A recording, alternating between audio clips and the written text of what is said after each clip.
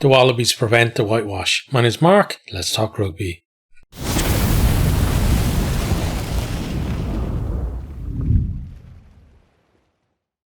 A great performance from the Wallabies in this one, and it just goes to show like how tight the margins are at this level. The Lions, dipped from that, the first two tests. Wallabies went up a little bit, and suddenly it's a whole different story. And looking at the actual performances, it looks like there's a massive shift between the teams, but it's only a few percentage here and there on things, and it's enough to really just give one team, because you have to remember Wallabies, they've had decent patches in both of the tests. Second half in the first test, the first half, or like the first 30 odd minutes of the second test, and then but this time they prevented the Lions getting back into the game around that period that they did in the second test, and they were able to bring it home, and absolutely deserved victory for them, and absolutely delighted for them as well, even as a Lions fan, because I say it all the time, a rugby fan first, and then I'm a fan of whoever, Leinster, Ireland, Lions, doesn't matter. I'll say, I'll give credit where it's due, and credit absolutely due to the Wallabies for this. They're the ones that won the game rather than the Lions losing it. So let's go through what happened in the game, and then we'll talk a bit more about, how this kind of leaves both teams. So Australia, first of all, attacking early on, right, nice little grubber in behind, into 22, keeps it in field, and it's close to line, tricky one for Keenan to deal with. He gets forced back over his own line. 5-meter scrum to Australia. Real statement of intent from them as well. The Lions initially do well to slow, Australian ball as they go off the scrum and they work it in field. But then the Wallabies, they have, such an ability at that stage then to just suck in that defence. And they go back wide again to where the scrum took place, and Suilihi does really well, gets through the tackle and puts Peach over to score in the corner. Conversion missed, 5 points to 0, but you can see that the Wallabies are absolutely up for this. The Lions then go through a number of phases, 5 metres out, but eventually Freeman isolated, and Peach gets over the ball to win a penalty, and Australia can clear. And again, those are the margins, right, where Australia, in exactly the same situation a few minutes earlier, they're on the line and they managed to get over that line and score. But up the other end, the Lions have a similar opportunity, and it's Australia. Their defence is on top, and that's what I'm talking about, those fine margins. Flip those around, and suddenly the Lions have a lead, even if Australia had been dominating territory and possession up to that point. Suddenly that score gives them confidence, and maybe they go on, to potentially win the game. That's how these things can turn out. But at this stage, the rain is absolutely bucketing down, and it's tough conditions for both teams. I thought the Australians, better handling in the wet conditions than the Lions. I always talk about Northern Hemisphere teams where they should be used to wet conditions, etc. But it's a very different type of condition to, Northern Hemisphere.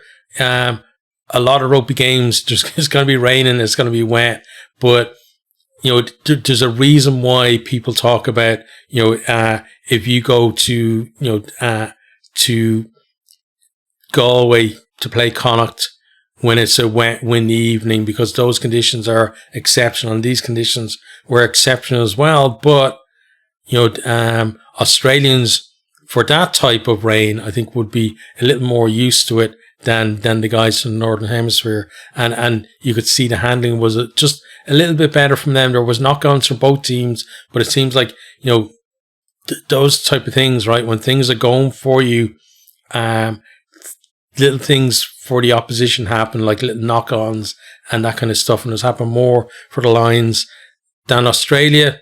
Part of that could be maybe the Lions, they've won the series, and it's very hard to be at that absolute level again when they come back. Yes, everyone's going to be thinking, we absolutely want to win this. We want to make it, 3 in a row. We want the clean sweep.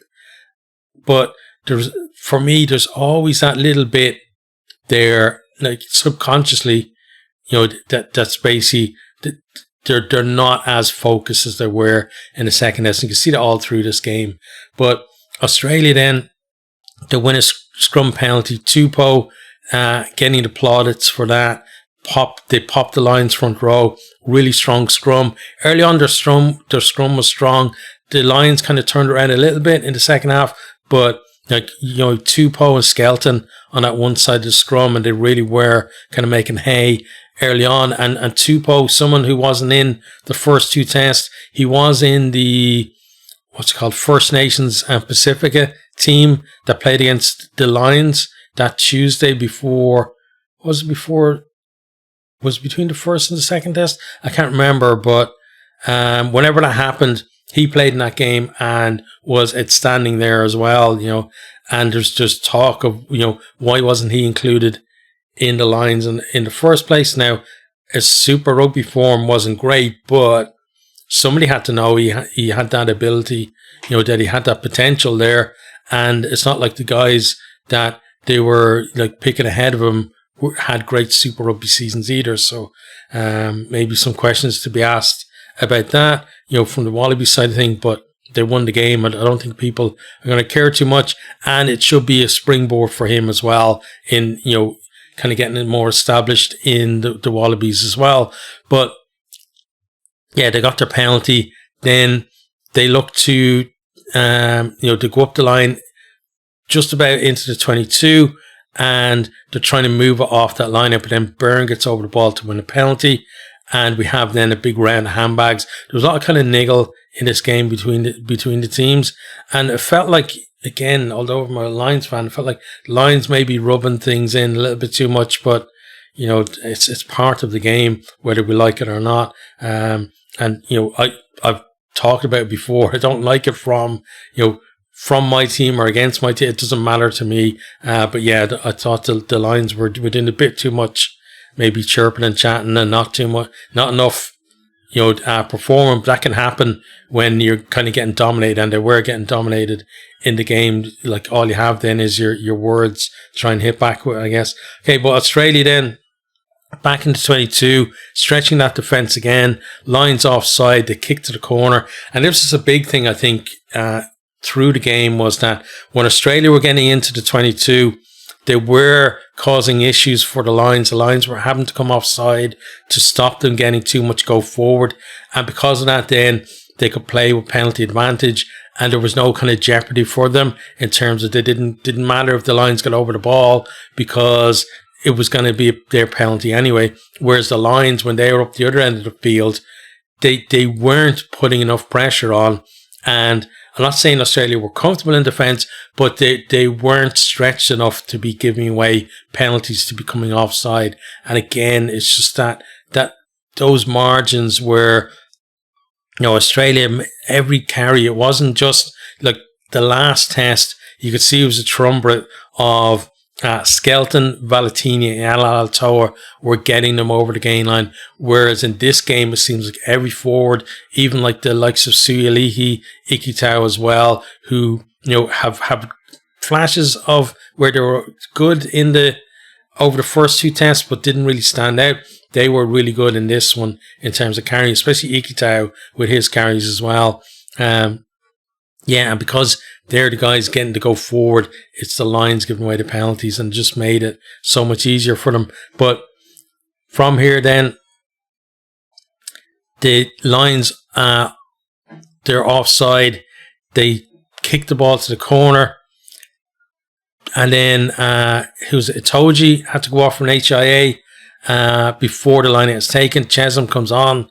The Lions then, one of the good things they did in the game, Australia went to set up the maul. Lions got in, disrupted really well, made it unplayable, and it looked like, okay, this is decent. They've stopped them from potentially scoring again. and now, let's get rid of it. And at that stage, you were thinking as well about Australia, where the kick that they had was pretty much a gimme. Like, one of those ones where, like, the commentators, if they elect to kick it, they're already talking about, like, the score is 8-0. Not even thinking that there's any chance, like, I'm missing it. And you're thinking, Australia maybe, missed that chance. But they get a second chance because the Lions, they get the ball out of the scrum and then they're trying to move it to set up, a ruck to be able to kick the ball away, and they knock the ball on. So Wallabies then, they've been putting pressure on in the scrum. It looks like it's a great chance for them to score a try here, because if they can tie in the Lions in the scrum and maybe get a bit of a nudge on and prevent them from coming off the side, then there's going to be space for them to attack. But instead, the Wallaby scrum crabs sideways, and that allows the Lions to actually be very aggressive in defence this time, and they push them out of the 22. Then Jorgensen, brilliant carry out wide on the right, gets them back into that 22, and then Lions under pressure again. Immediately they're offside, and it's another penalty. This time Lina does go for the post, pops it over, 8-0, and it's all Australia so far. And it didn't really change. That's one of the things in the other tests, was you had a team that started off dominating, and then there was a switch, and there really wasn't a switch in this game at all. Like, yes, the Lions got a couple of scores, but you never really had a period where you felt like the Lions are on top. And when a team is on top, it's not about scoring a try. It's about having back-to-back scores and really putting pressure on the other team. And that never happened for the Lions in this. So, Lina then actually has to go off from HIA as well. Donaldson comes on for him. And Lions then, they work it back within 5 meters. Russell, again, I think if the mindset was different, he would have noticed. They had a penalty in the 22. He tapped and went. And initially they got a bit of surprise, a bit of momentum. They do get it back within 5 meters, as I said, through a number of phases. But then the Wallabies get over and win the penalty. Whereas I think if they'd just calm it down a little bit, decided we're going to kick to the corner or even kick for the posts and get some points on the board. But either of those options, I think they come out better than, there was no need for that. And it was kind of almost, I'm not going to say back to the bad Russell, because, generally he's picking his moments right for doing stuff like this. And we saw him do it earlier in the tour, where he did pretty much the same thing, right? And it turned into a try. So that, though, again, just fine margins for stuff like that. If he tapped and the Lions, scored a try off it, and that was the catalyst for them to go on and win the game, then we're talking about the genius of Finn Russell. So, we're not going to bag him for that. It's just, again, it's those things just weren't going for them. And you have to give credit to Australia for that, because you're able to hold them out and then get over the ball. And, you're not doing that if your defense isn't completely rock solid. Then Freeman goes off for blood. It looked like he basically got, like, he was on the ground and no malice in it at all. He got somebody's knee in the face. And he goes off. Farrell into the centres, Jones to the wing. And, we're this stage then, Australia managed to run it out until half time, and it's 8-0. They're in the lead. We find out that Itoje and Lina have both failed their HIAs. Freeman never comes back on either. So Chesham, Donaldson and Farrell all on for the rest of the game. The Lions then, shortly after half time, they also lose James Ryan. And basically what happened to him was tackling Skelton, gets his head on the wrong side and gets a knee in the head. Again, absolutely no malice in it from Skelton. It's just bad technique from Ryan and getting his head on that wrong side and the biggest guy on the field. Looked like he was sparked out, honestly. And immediately knew he's not coming back on. And we did have delay when he was being treated, and eventually goes off on a cart. And we have Byrne went into the second row, and Morgan into the back row. And then, this talked about the torrential rain that's coming down. Now the storm is there and there's lightning in the area, so then they suspend play until that part of the storm passes by. So we have a kind of a almost like another half time, but it was even longer than a halftime break, to the point where they come back out. So when we come back, then looks like the Lions could have a chance to get some momentum, because they win a scrum penalty pretty much straight after we get back underway. Then they won another penalty, and that was at the line out, and then they kicked to the edge of the 22. But Australia, all through the game, absolutely fantastic in the defensive line out. Frost gets up, he nicks it for Australia, and just been so on it. The Lions line out has been excellent all series, but again, it's those little margins, not quite there with the, with hitting the jumpers, and Australia being able to kind of read it a lot better than they did before. And the fact that they got somebody up in the air right in front of the guy that's supposed to be taking it, they did so well. And again, you just got to give them credit for it, disrupting the Lions line out the way they did. So then, from here, then we have, also just the breakdown was hugely competitive, and thought Australia did really well disrupting the Lions ball when the Lions are desperate to build some momentum, but Australia were in there competing, slowing down the ball, and then you could see the Lions having to realign and stuff like that as the ball was slower than they expected, and then making wrong calls as well off slow ball. The Lions then looking to move the ball, but again it's scrappy, and they decide to go to the edge when it wasn't really on. Aki overruns a pass, ends up dropping it. Jorgensen just scoops it up, and then he's away under the post, converted for 15 points to 0. And you're already thinking, with the conditions, that looks like the winning score there, because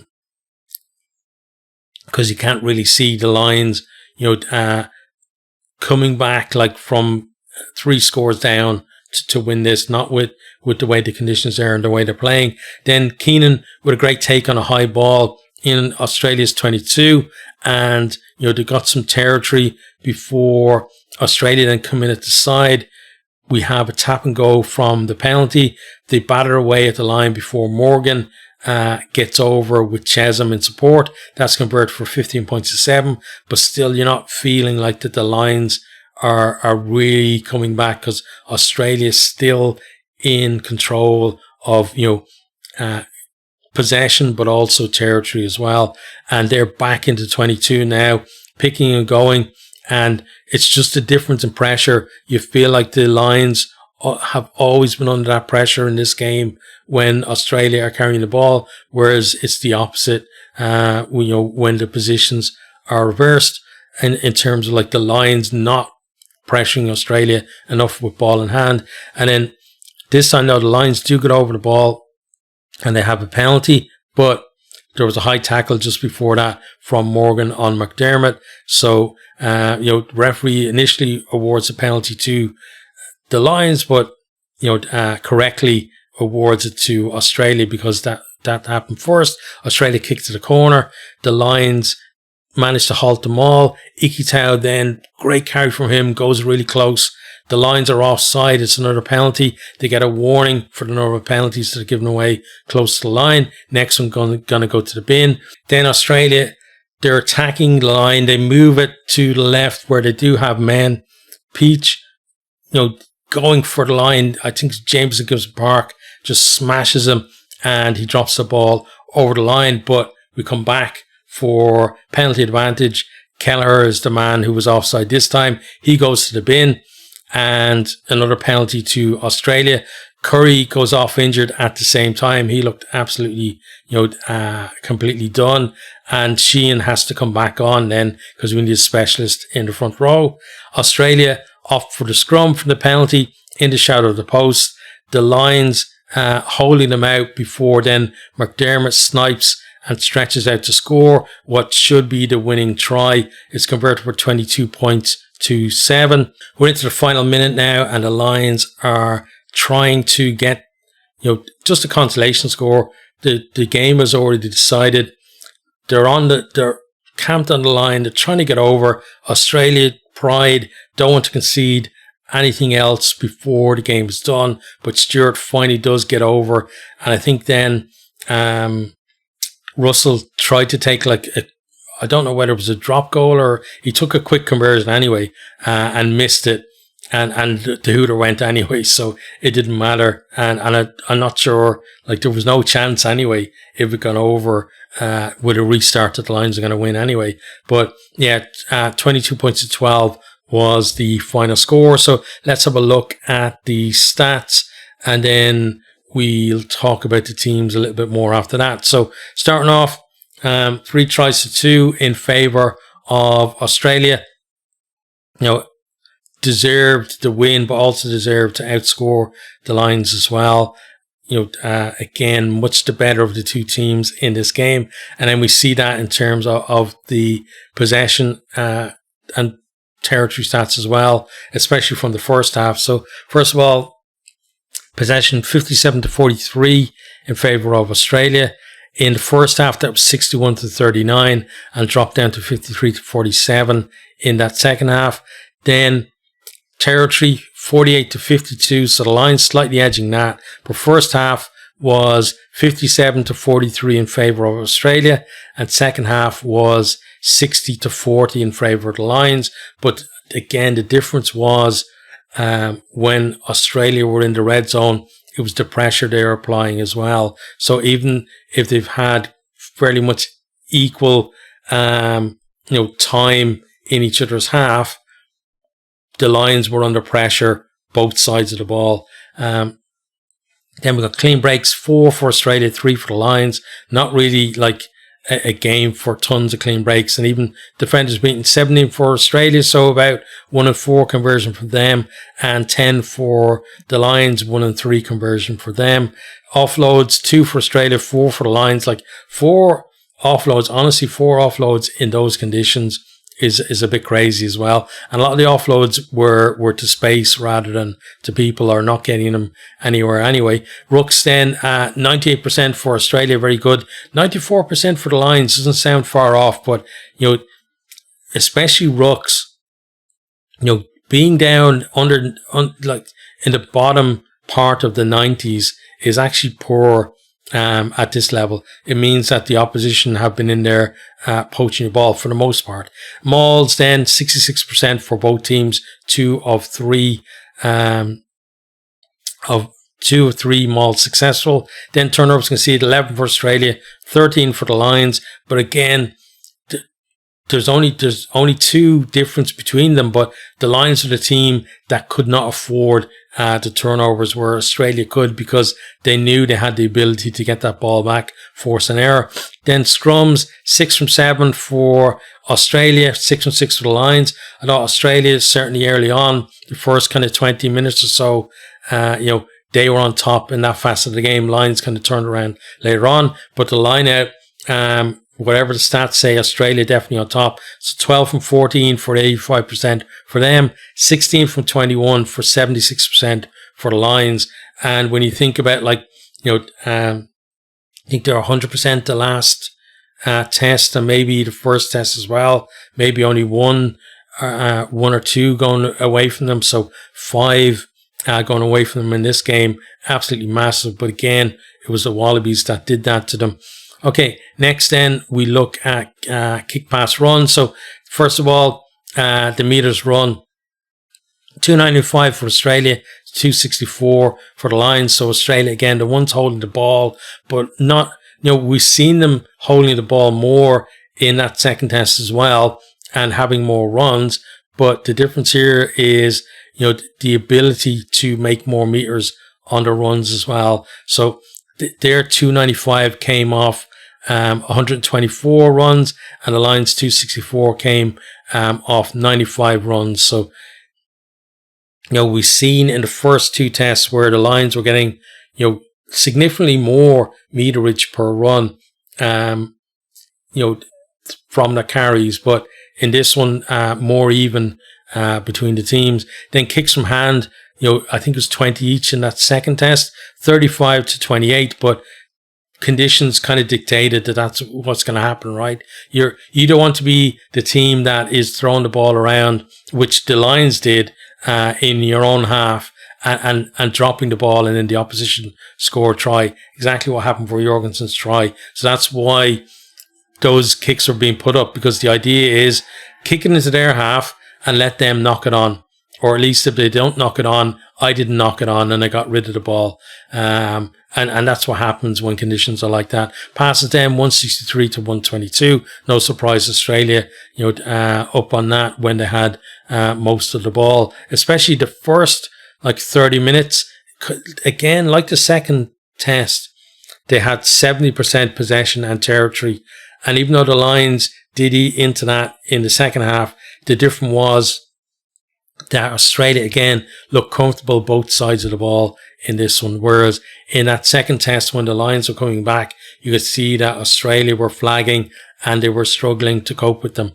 On to then tackling defence. So the Lions, Australia, 128 tackles for 93%, and the Lions 197 tackles for 92%. So the Lions having to make a lot more tackles, and only a little margin in the difference in terms of the tackles made. But again, if you're the team that has to make more tackles, to kind of even things out almost, you have to be making them miss more tackles than you, or a higher percentage of tackles than you. So because you've got less of the ball, so you've less chances to break the line, to create opportunities. So therefore, in that scenario, if you're going to win the game, you're looking to make them, have a lower tackle percentage than you.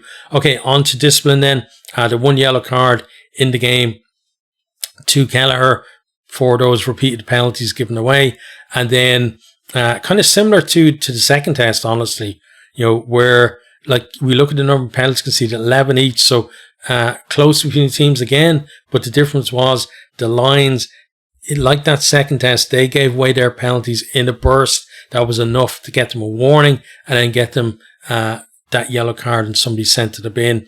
So, again, that's credit to the pressure that the Wallabies were applying, because obviously the Lions, they know they're on that warning. Nobody wants to give away that penalty and go to the bin, but when you're under that much pressure, your brain doesn't engage properly, and you just see a guy, you know you're offside, you're still going to go and tackle him. No, you're not going to let him walk in and score a try. But the reason you're offside, again, is because of the pressure that the opposition are putting you under. Okay, so those are the stats. So let me just pick out, I'm not going to go through all the teams now because we don't have another game coming up to actually go on the back of that, so it doesn't make sense. But let me pick out some of the performers, especially on the Wallabies side, that I think is important to kind of talk about.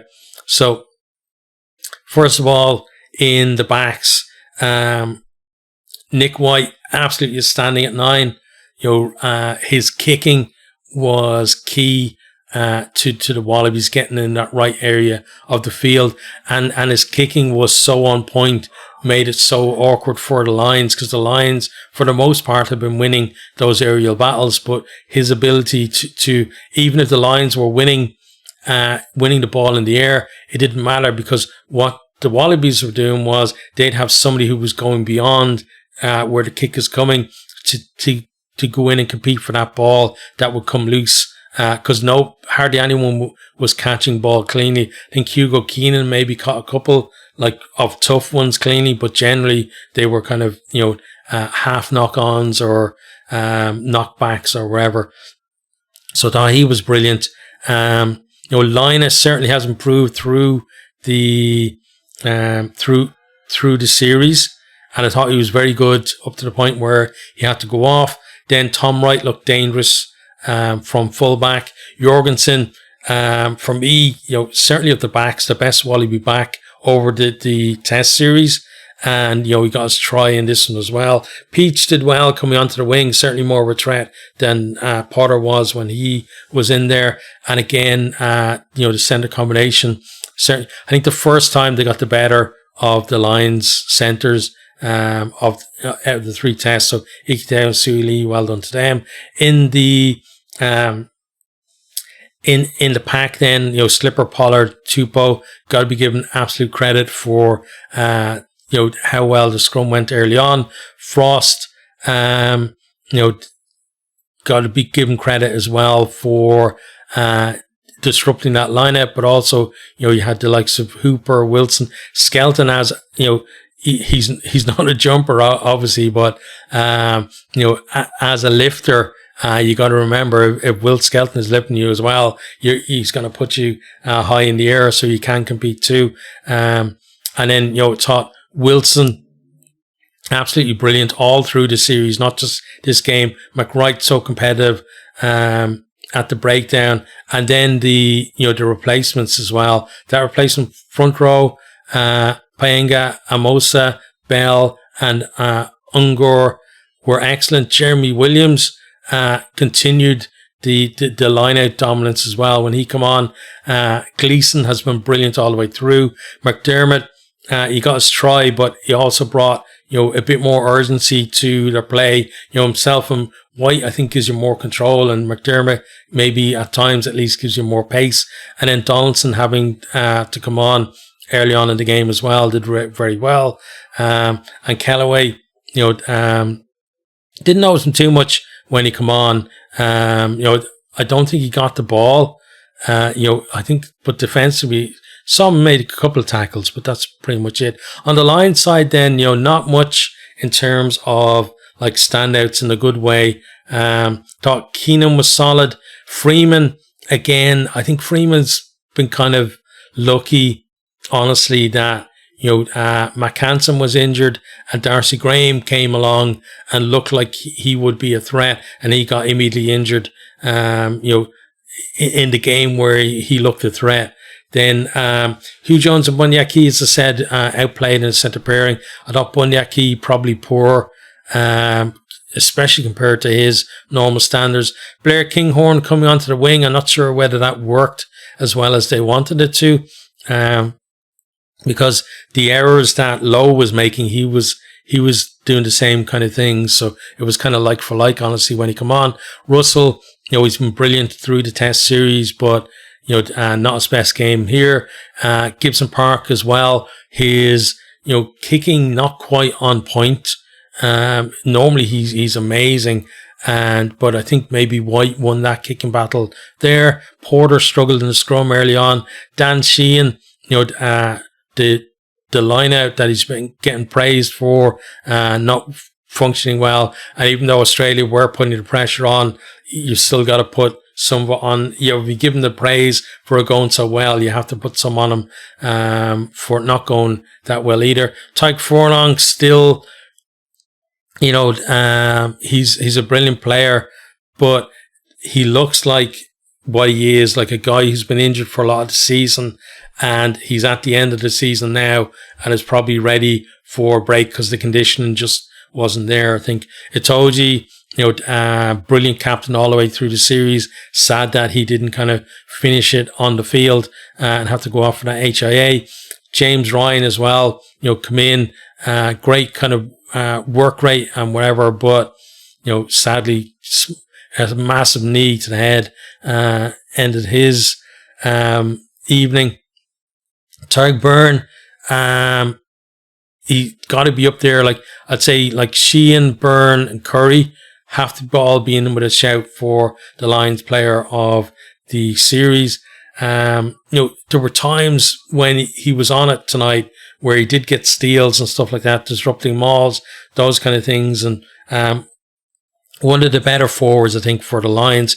Tom Curry, not up to the level. Like, Tom Curry was outstanding first 2 tests, not so much tonight. And I don't know whether, like, he did come off injured. I don't know how early he got injured and whether he was playing through that or not. Jack Conan, found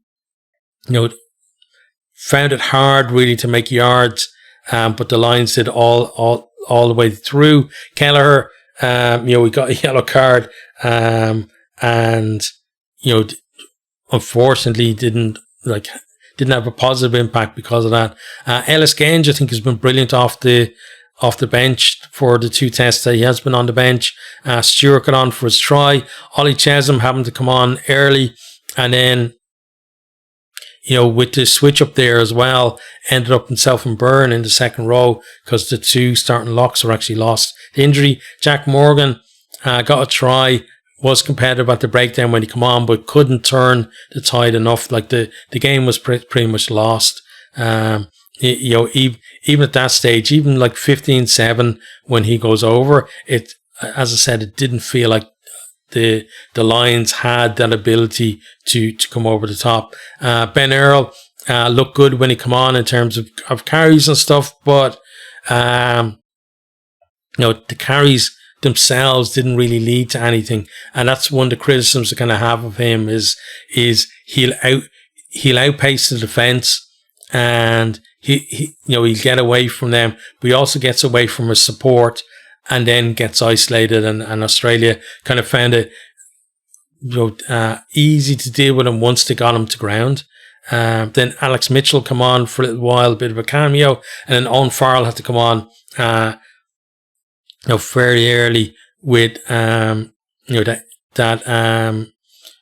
injury to Freeman having to go off, and then the bit of a rejig that they had to do, Jones going out to the wing and him coming into the centres, and then you've no outside centre then playing in there as well, so didn't help a team that needed some kind of spark of creativity to get them back into the game, especially with the conditions the way they were as well.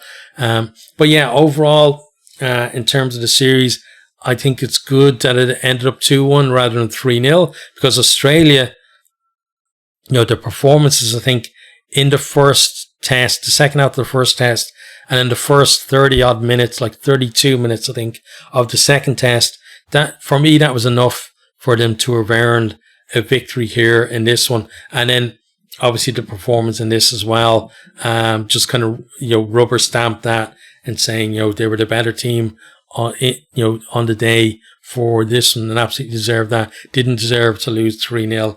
And, again, it's fine margins. Australia, the Lions, let's say the Lions win this, and then people are saying, oh, this is the worst Australian team ever, et cetera, right? And we always go to the hyperbole with stuff like this. And then if the Lions had won, then it'd be, oh, is this the best Lions team ever, would be the questions being asked. And it's like, for me, it's a bit kind of silly with stuff like that. Like those kind of questions, about where a team sits in the Lions pantheon, or even the Oz pantheon, as it were, should be answered like, 15, 20 years into the future, where the dust has settled and people actually can look back on it properly and see exactly where the teams were at that stage. I think that would make more sense. But, hyperbole and all that kind of stuff gets clicks, right? So people love to do that. But for me, yeah, it's a decent Lions team. They definitely deserved to win the Test series, but Australia not as bad as people were painting them out. And I've said that before the first test as well. Like, I haven't kind of changed my tune on them either. I still don't think that they are an amazing team, but I do think that you can see it. There's a core of players in there that you could definitely build a team around. If you're looking at like the likes of Jorgensen, the centers, although they're both decent, it feels like you need something else in there. I don't know what it is. Like they individually good players, but as a unit, maybe not as good. And it happens sometimes, right? That you have two really good players that are there, but as a unit, for whatever reason, they actually end up being less effective than they are kind of individually. Then, Lina, young 10 there, but they've got players to come back in there. Anyway, they've got Lolosio as well to go back in there. Nick White is retiring, but, the other nines that come on, like McDermott, I'm surprised he didn't get a shout for a start, honestly, through the thing. Then front row has been good all the way through. And I talked about before the series as well, that whole thing of Australia have a terrible scrum, like that's something that's hung around for far too long and hasn't been true for a long time. And the fact that now they've found Tupou to go in there as well has been brilliant. But then you got the likes of Skelton, McWright, Wilson, Valentini, who sadly was injured for this as well. You got Gleeson coming through there too. Ungor looked good coming off the bench as well. So there's a core there that you can certainly build something around. And it's for them, it's going to be now, they've got to play like world champions, Springboks 2 times in a row, at the start of the rugby championship. So not going to be an easy assignment from them. And you could easily see them losing both of those games.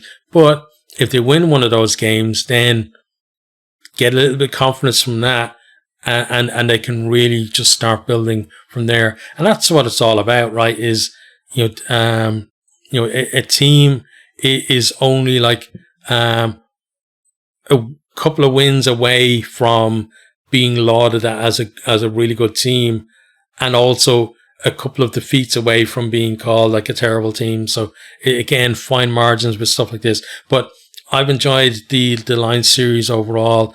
It's been very good. It's been a big boost for Australian rugby as well. One thing though I would say about the ARU is that those guys handling money, absolutely terrible. Like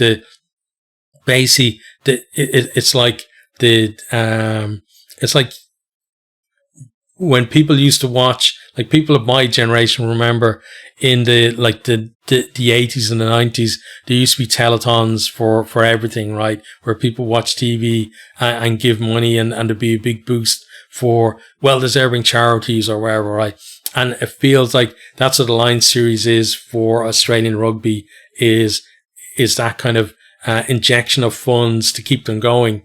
But they're obviously not investing that money correctly in terms of, growing their sport and getting return on that investment. We see it all the time. Every few years, there's another guy that they poach from rugby league that they're paying, millions of dollars to. And inevitably that guy ends up moving to Europe or going back to rugby league after a few seasons. And like Suolihi is the current one there. Talk already of him potentially leaving the Waratahs as well. So, and once there's talk of that, the rugby league guys will be looking at potentially poaching him back as well. So, hopefully they use the money wisely from this, because they're also going to get a boost from the World Cup coming up as well. And you want people in there who are going to be able to grow that game properly in Australia. Yes, it's a competitive market, but I feel like very much like the WRU, the people in charge are like a handicap to the game, because if you had people in there who knew what they were doing a bit more, you could definitely make something of it. The same in Wales as well. The fact that, it's all short-term stuff about, trying to get players in for just the test team, and, for people to watch it on pay-per-view or wherever on TV, and not looking at what you're doing at grassroots level, how you're developing players, how you're retaining players that you develop, because there obviously was talk about the players and the Lions that came through the systems in Australia as well. Not having all of that in place and that ability to support that there is why maybe, Australia aren't up to the level that we've seen them historically. So hopefully, the ARU sort things out. Hopefully the WRU sort things out in Wales as well. Like talk of getting rid of one or two of their URC teams, not the right direction to be going, honestly, at this stage. But we'll see, like fingers crossed, both of them sort things out. But, this is, as I said, end of this line series now. And I'm going to be back with more rugby soon. I'm not sure what the next video is going to be, but, certainly not going to, there will be videos out before the season kicks off again. So keep an eye out for those, and let me know what you think about anything I brought up in the video down in the comments.